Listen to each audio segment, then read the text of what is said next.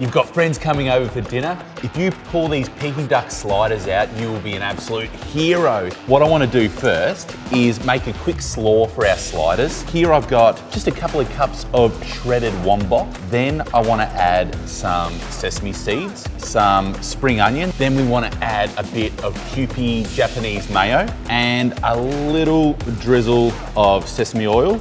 And just in seconds, you've got a great little slaw. This is something I prepared earlier. Well, I just put them in the oven because that's how easy it is with the Peking Duck breast from Luv-a-Duck. The cooked chilled range, it's already cooked. So all I did was pop these in the oven, took them out of the pack on a tray, 190 degrees, 10 minutes until they're nice and warm. This is my homemade chili jam, but any chili jam will do. And then you just want a spoonful of the chili jam on top. And then we want to top it with some of our slaw.